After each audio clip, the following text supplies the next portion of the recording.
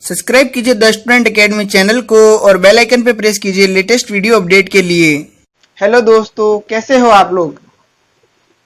दोस्तों, आज हमारा टॉपिक है गुणनखंड। आज हम पढ़ेंगे गुणनखंड के बारे में। गुणनखंड जिसको इंग्लिश में बोलते हैं फैक्टर। क्या बोलते हैं? फैक्टर। गुणनखंड क्या होता है और गुणनखंड की वैरायटी क्या क्या होती है, देखिए एक बार। सबसे पहले गुणनखंड को समझने के लिए आपको तीन शब्दों का सबसे पहले आप अच्छे से समझ लीजिए। तीन वर्ड्स क्या होते हैं, इन तीनों में अंतर जानना आपको बहुत जरूरी है। पहला शब्द है गुणनखंड। गुणनखंड। दूसरा है आपका अभाज्य गुणनखंड।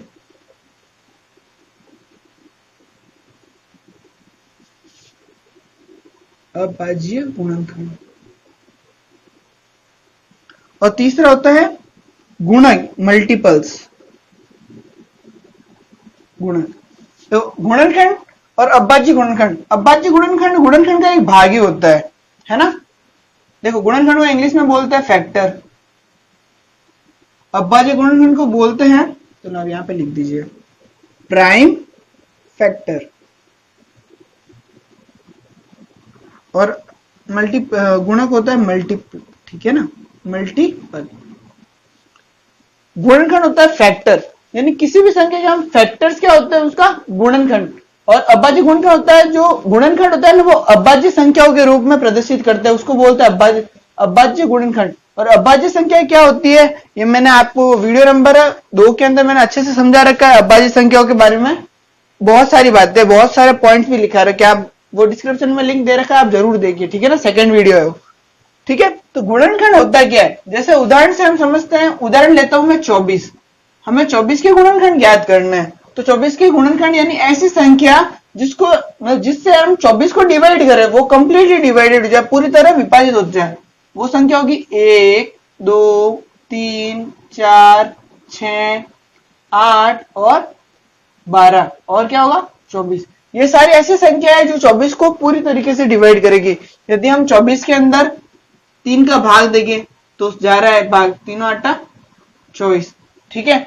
24 के अंदर 24 खुद का भाग दे दे तो क्या होगा? एक बार भाग जा रहा है, यानी कंप्लीटली डिवाइडेड हो, पूरी तरह से विभाजित हो, तो वो संख्या कहलाती है गुणनखंड।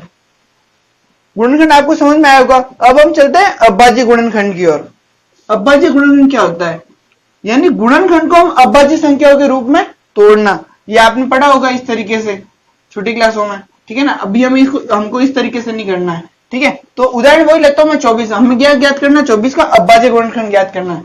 तो 24 क्या होता है? 8 × 3, 8 × 24 होता है। और 8 को हम क्या लिख सकते हैं? 2 की पावर 3। तो ये क्या होगा? अभाज्य गुणनखंड।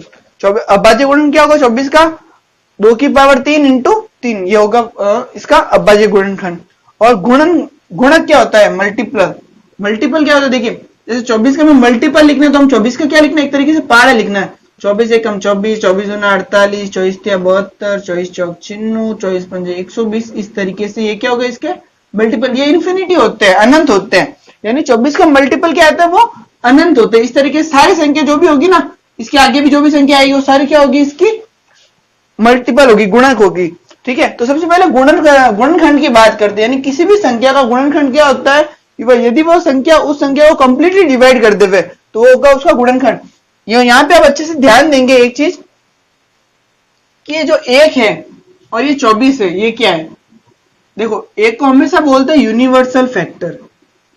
यूनिवर्सल फैक्टर यानी किसी भी संख्या का ये सदैव फैक्टर होगा। यदि आप किसी भी संख्या को गुणनखंड ज्ञात करेंगे तो 1 तो उसका सदैव उसका फैक्टर ही होगा। और ये 24 क्या है? ये 24 का मतलब है, देखो जो संख्या दे रखी है ना, वही संख्या यहाँ पे क्या होगी? वो संख्या होगी, उसकी खुद की फैक्टर जरूर होगी। यानी कोई भी संख्या, किसी भी संख्या को हम लेंगे उसके ये 2 फैक्टर तो अवश्य होंगे। एक तो वह संख्या खुद और 1, ये दोनों संख्या उसके जरूर हमेशा उसके फैक्टर्स होंगे। अब मैं यहाँ पे 12 एग्जाम्पल लेता तो यहाँ पे 1 तो हमेशा आता है, लेकिन यहाँ पे क्या देता? 12, ठीक है ना। तो उस तरीके से ये 2 फैक्टर आपको हमेशा होंगे, तो वो क्या कहलाते हैं? गुणनखंड, ठीक है। और अभाज्य गुणनखंड होता है किसी भी संख्या को अभाज्य संख्याओं के रूप में तोड़ना, वो होता है उसका अभाज्य गुणनखंड। और मल्टीपल्स होते हैं किसी भी संख्या का गुणन, यानी देखो ये इसका 1 गुना है, ये इसका 2 गुना है ना, ये 1 गुना है, ये देखिए आप 2 गुना है, ये 3 गुना है, इस तरीके से। तो ये सब क्या होगा, इसके मल्टीपल्स। तो इन 3 शब्दों का अर्थ आपको अच्छे से समझना चाहिए। तो हमेशा ध्यान रखें, किसी भी संख्या का गुणनखंड क्या होता है, उसके अभाज्य गुणनखंड का कोई ना कोई मल्टीपल होता है। किसी भी संख्या का गुणनखंड उसके अभाज्य संख्या का कोई ना कोई मल्टीपल होता है। जैसे यदि हमें यहाँ पे ज्ञात करना है कि 24 के टोटल गुणनखंड कितने हैं, तो हम क्या करेंगे, इसके जो प्राइम फैक्टर किया ना, तो दोनों फैक्टर्स को हम पावर 0 से लेकर इसकी मैक्सिमम पावर तक लिखेंगे। 2 है तो 2 की पावर 0, 2 की पावर 1, 2 की पावर 2 और 2 की पावर 3, और 3 है तो 3 की पावर 0, 3 की पावर 1। यानी किसी भी संख्या का हमें गुणनखंड ज्ञात करना, तो उसकी मिनिमम पावर से मैक्सिमम पावर तक लिखिए। अब देखिए आपको बताता हूँ, ये सारे गुणनखंड काउंट करके बताता हूँ। देखिए ये एक चीज आप हमेशा ध्यान रखें, किसी भी संख्या की पावर 0 होती है, उसकी वैल्यू होती है 1। किसी भी यदि वो चर हो, अचर हो, कोई भी संख्या हो, यदि उसकी पावर क्या हो, 0 हो, तो उसकी वैल्यू क्या होगी, हमेशा 1 होगी। यानी इसकी वैल्यू 1 है, ये भी 1 है। 1 इंटू 1 पहला फैक्टर हो गया 1, 1 इंटू 3 ये हो गया आपका दूसरा फैक्टर भी आ गया 3, 1 और 1 इंटू 2 ये आपका हो गया तीसरा फैक्टर 2, और 2 इंटू 3 क्या होगा 6, चौथा फैक्टर भी आ गया।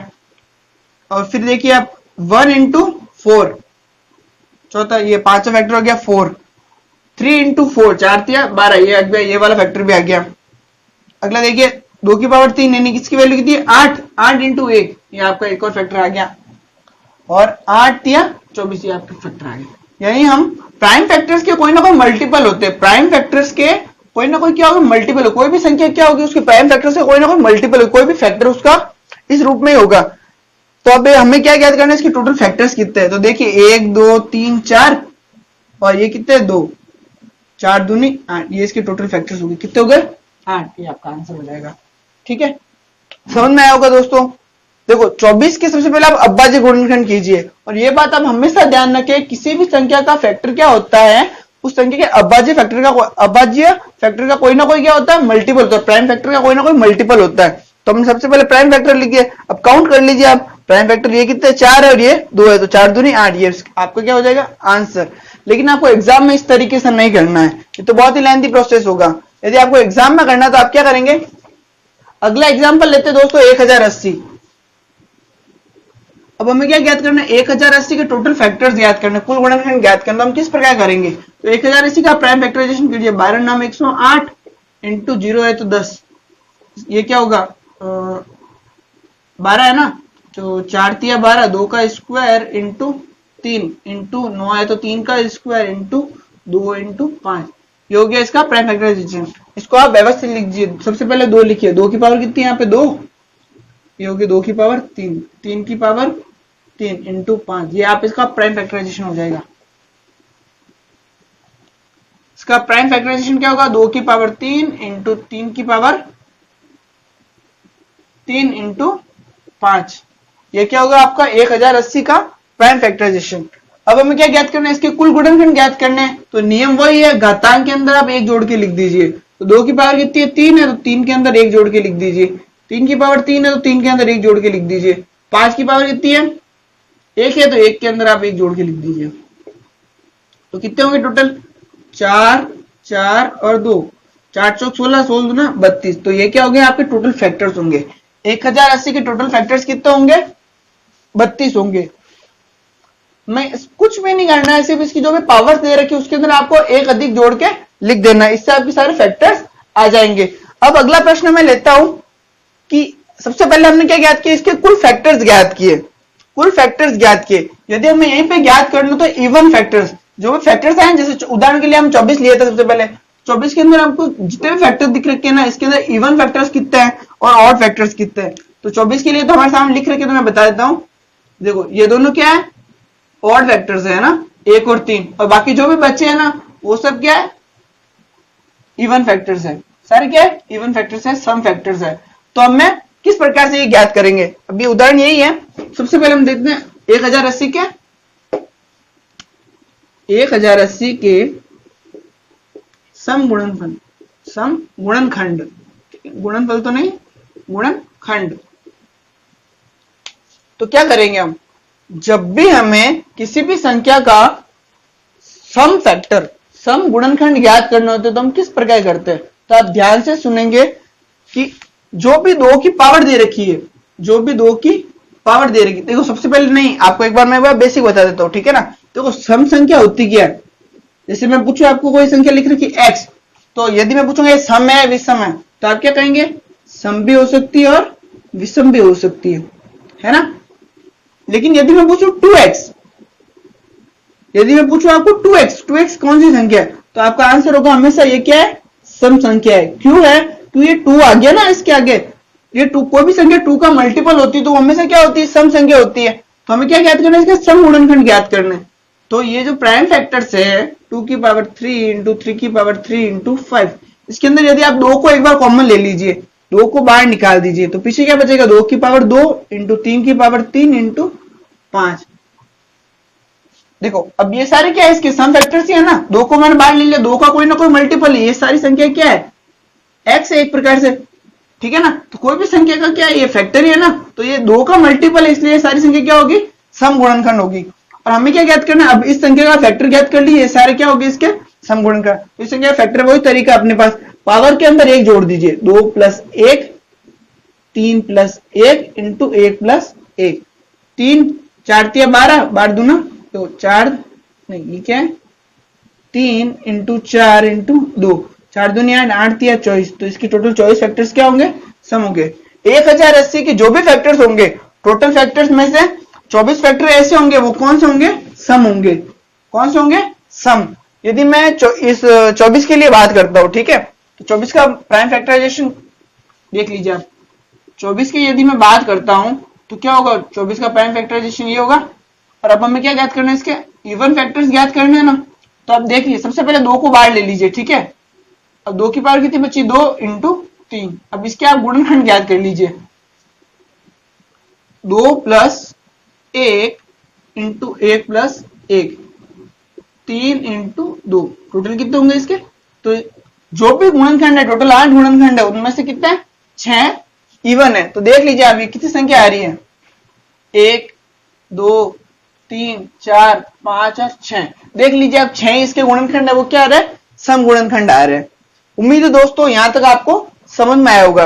लेकिन यदि देखो ये जानना जरूरी है नहीं है, मैं इसका एक कारण बताता हूँ। ये इसका बेसिक है। सबसे पहली बात क्या है? इसका बेसिक। इस तरीके से आपको एग्जाम में नहीं करना है। ये जानना जरूरी क्यों है, इसका मैं आपको एक छोटा सा रीजन बताता हूँ।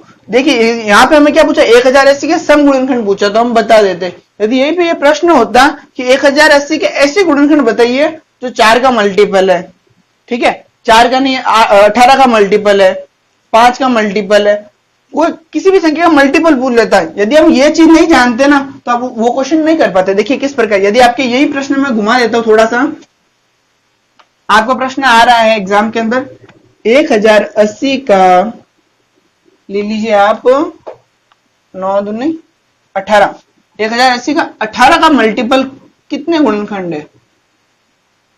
18 के मल्टीपल वाले कितने गुणनखंड है, ये आपको ज्ञात करना है, ठीक है।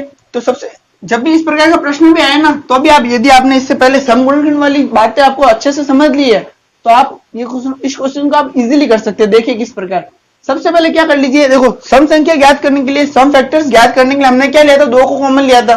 तो जो भी संख्या 2 का मल्टीपल आएगी वो क्या होगी? सम गुणनखंड। तो इसी प्रकार से 1080 का मैं 18 का मल्टीपल पूछ रहा हूं आपको कि ऐसा गुणनखंड जो 18 के मल्टीपल है इसको। तो आप ये भी जो प्राइम फैक्टर्स दिखे ना आपने,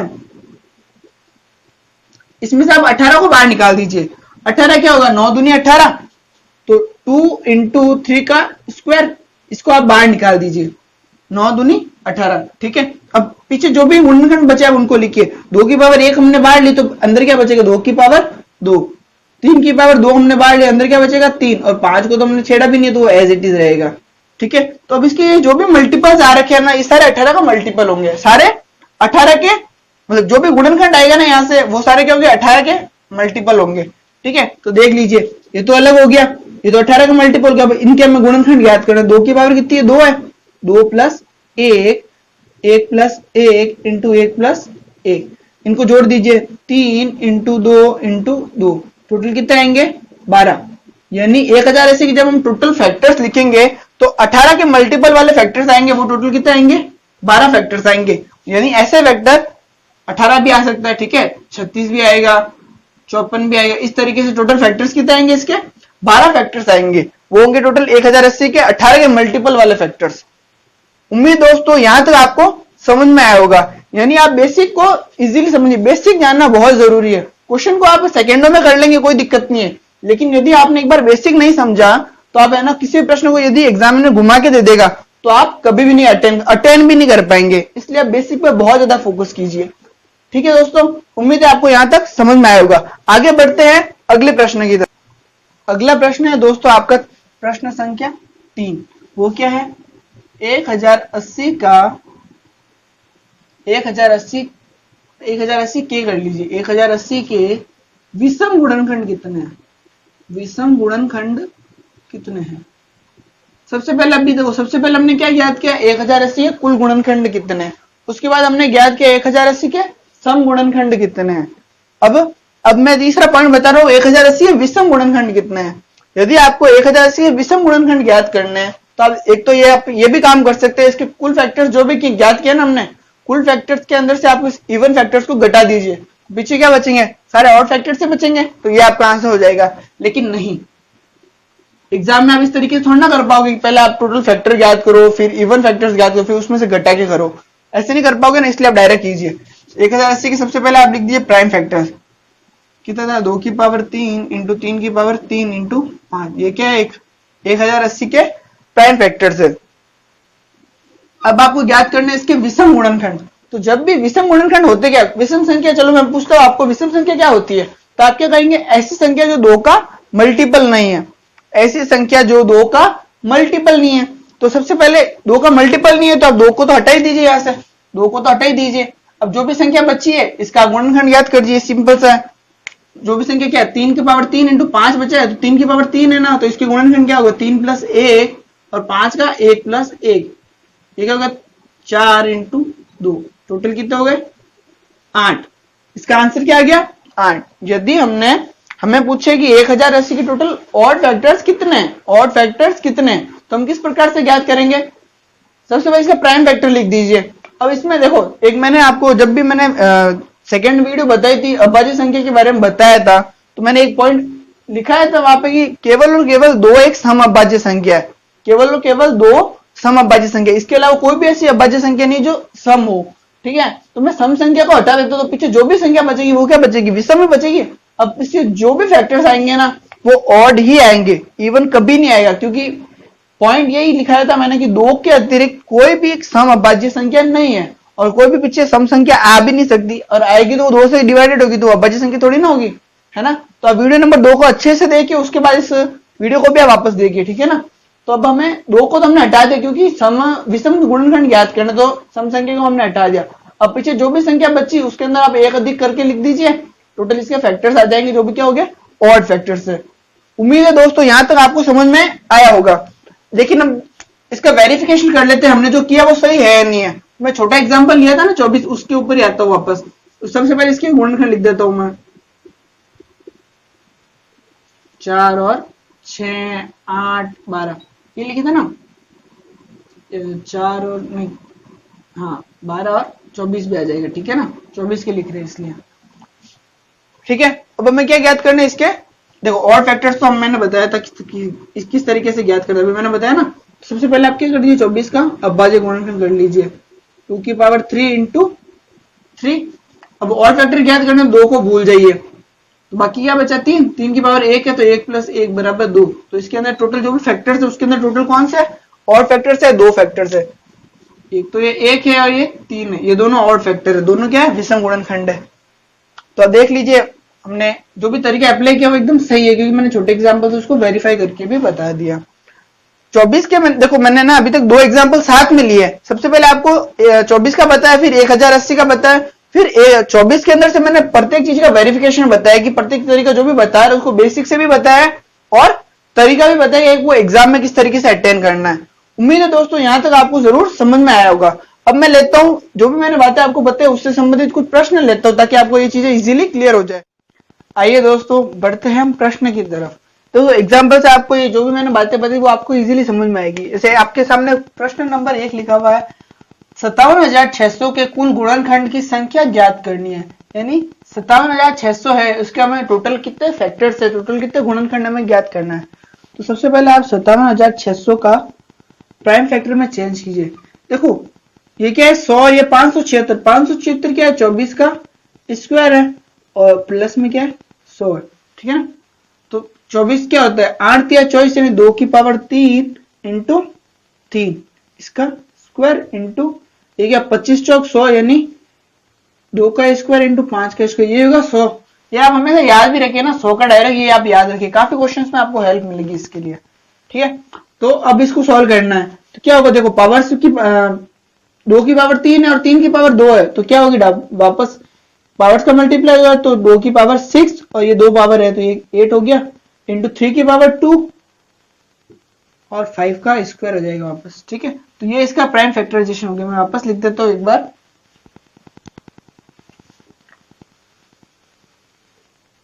दो की पावर 8 3 का स्क्वायर इंटू 5 का स्क्वायर, ये क्या है इसका प्राइम फैक्टराइजेशन है। अब हमें क्या ज्ञात करना है, इसके कुल गुणनखंड की संख्या ज्ञात करनी है। तो वही तरीका अपना कि पावर्स के अंदर एक ऐड करके लिखना है, 8 प्लस 1 2 प्लस 1 और 2 प्लस 1 9 इंटू 3 इंटू 3 3 3 9 9 9 81। तो टोटल इसके फैक्टर्स कितने हो गए 81 फैक्टर्स हो गए। यानी 57,600 के कुल गुणनखंड की संख्या कितनी होगी 81 होंगी। टोटल फैक्टर्स कितने होंगे 81। यदि इसमें आपको पूछ लेता कि टोटल सम फैक्टर्स कितने थे, इसी क्या है सम फैक्टर्स कितने, तरीका वही है, बस हमें क्या करना है इसकी जो भी पावर है 2 की जो भी पावर है उसका मल्टीप्लाई करना है इन दोनों की पावर्स के एक अधिक जोड़ के, है ना।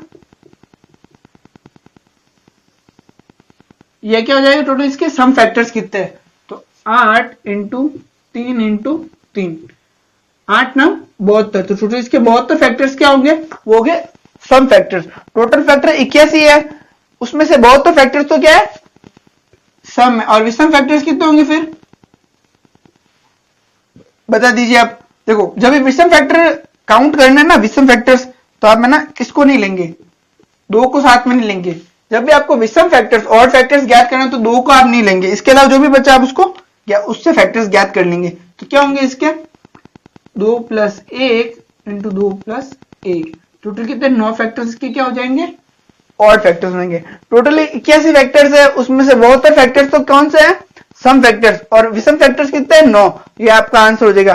प्रश्न तो हमें यही पूछा है कि टोटल इसके फैक्टर्स कितने, लेकिन मैंने आपको ये भी चीज एक्स्ट्रा बताई है ना, तो आप हमेशा ध्यान रखें इस चीज को। बार बार रिपीट इसलिए कर रहा हूं कि ताकि आप इन सबको अच्छे से समझे। देखो एक प्रश्न आपके सामने ये भी बन सकता था, यहाँ पे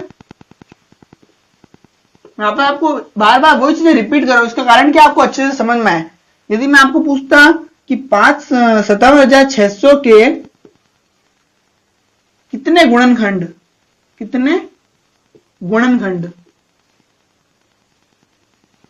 15 के मल्टीपल है, 15 के मल्टीपल है, तो कैसे ज्ञात करेंगे। ये जो प्राइम फैक्टराइजेशन है ना, इसमें से आप 15 को बाहर निकाल दीजिए, यानी 3 इंटू 5 ये होगा 15। अब पीछे क्या बचा 2 की पावर 8 इंटू 3, एक तो बाहर निकाल दिया और 5 भी एक बाहर निकाल दिया, ये तो क्या है 15। अब ये इसका मल्टीप्लाइड है, तो अब आपको इसका फैक्टर्स ज्ञात करना है, ठीक है ना। तो 8 और 1 9 इंटू 1 ऐड करके लिख रहा हूं ना 2 इंटू 2, तो क्या है 2 दूनी 4 9 चौक 36। तो 15 के टोटल मल्टीप्लाई वाले फैक्टर कितने होंगे टोटल 36 फैक्टर्स होंगे। यानी हम इसके जो भी फैक्टर्स लिखेंगे ना उनमें 15 की जो मल्टीप्लाई है ना वो फैक्टर्स टोटल कितने आएंगे 36, यानी 15 30 45 60 इन सबसे ये डिविजिबल होगा, इन सबसे ये डिविजिबल होगा, ठीक है ना। उम्मीद है दोस्तों आपको यहां तक समझ में आया होगा। बढ़ते हैं हम अगले प्रश्न की तरफ। आइए दोस्तों बढ़ते हैं अगले प्रश्न की तरफ। दोस्तों ये प्रश्न बताने से पहले मैं आपको एक चीज क्लियर करना चाहूंगा। गुणनखंड है ना, गुणनखंड और भाजक दोनों का मतलब एक ही है। गुणनखंड और भाजक का मतलब एक ही है। इसको फैक्टर बोलते हैं ना, तो इसको बोलते हैं डिवीजर, है ना, डिवीजर, ठीक है ना। तो गुणनखंड और भाजक एक ही बातें होती है।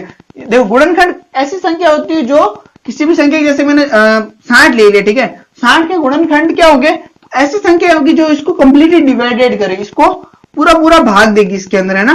तो भाजक भी तो वही होता है ना जो किसी संख्या के अंदर कंप्लीटली भाग देता है। तो ये बात आप अच्छे से समझ ले, गुणनखंड और भाजक का मतलब एक ही है ना। तो अब यही प्रश्न हमारा बोल रहा है कि 10,500 के कुल भाजक की संख्या ज्ञात करनी है।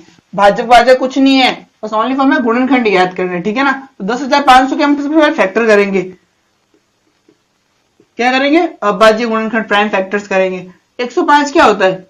15 7 105 इंटू 2 का स्क्वायर इंटू 5 का स्क्वायर। ये डायरेक्ट ध्यान रखें ना, 100 का डायरेक्ट आप ध्यान रखें। ये क्या हो 3 इंटू 5, तो ये टोटल क्या हो जाएगा 2 का स्क्वायर इंटू 3 इंटू 5 का क्यूब इंटू 7। टोटल फैक्टर्स कितने ये होंगे ना, 2 का स्क्वायर इंटू 3 इंटू 5 का क्यूब, 5 यहाँ पे आएगा, 5 का स्क्वायर पीछे है ही है, 5 का क्यूब हो गया और 7 एज इट इज आ जाएगा। अब मैं क्या ज्ञात कर रहा हूं, इसके टोटल फैक्टर्स कुल भाजकों की संख्या ज्ञात करनी। तो क्या होगी वो, इसकी पावर के अंदर हम 1 जोड़ देंगे, 2 + 1 1 + 1 3 + 1 और 1 + 1, ये इसका टोटल फैक्टर हो जाएगा। 3 इंटू 2 इंटू 4 इंटू 2, 4 चौक 16, 16 दिया 48, ये आपका क्या हो जाएगा आंसर हो जाएगा। इन 10,500 के कुल फैक्टर्स की संख्या क्या होगी 48। टोटल फैक्टर्स कितने होंगे इसके 48। आइए दोस्तों बढ़ते हैं अगले प्रश्न की तरफ। दोस्तों आपके सामने प्रश्न लिखा हुआ है, प्रश्न संख्या 3 है, वो है 36 का स्क्वायर के विषम गुणनखंड की संख्या ज्ञात करनी। 36 का स्क्वायर के विषम गुणनखंड, ध्यान दें जब भी मैंने विषम गुणनखंड का बताया तो आपको 2 नहीं लेना है, ठीक है। सबसे पहले हम इसको प्राइम फैक्टर्स करेंगे। 36 के स्क्वायर का प्राइम फैक्टर्स क्या होगा, ये क्या 6 का स्क्वायर इंटू स्क्वायर होगा, ठीक है ना। ये हो जाएगा 6 की पावर 4, इसको हम क्या लिख सकते हैं 2 की पावर 4 इंटू 3 की पावर 4, ये होगा ना। देखो वापस देखिए, 36 को मैंने क्या लिखा 6 का स्क्वायर और इसके साथ स्क्वायर है, तो ये दोनों पावर मल्टीप्लाई हो जाएगी, 2 इंटू 2 तो कितना हो जाएगी पावर 4, और 6 की पावर 4 है तो 6 को हम क्या लिख सकते हैं 2 इंटू 3, तो हम इसको इस तरीके से तोड़ सकते हैं। अब हमें क्या ज्ञात करना है, इसके टोटल ऑड फैक्टर्स ज्ञात करना है, विषम गुणनखंड ज्ञात करना है। तो 2 को तो आप भूल जाइए, जो पीछे संख्या बची उसके फैक्टर्स ज्ञात कीजिए। वो क्या है 4 + 1 बराबर क्या हो जाएगा 5, ये आपका आंसर हो जाएगा। देख लीजिए दोस्तों वापस 36 का सबसे पहले 36 को हमने ब्रेक किया, फिर 6 की पावर 4 हुआ तो वापस 6 को हमने ब्रेक किया, और ऑड फैक्टर्स पूछे तो 2 को हम नहीं लेंगे, है ना। और पीछे जो भी संख्या बची उसके हमने फैक्टर्स ज्ञात कर लिए, ये आपका आंसर हो जाएगा।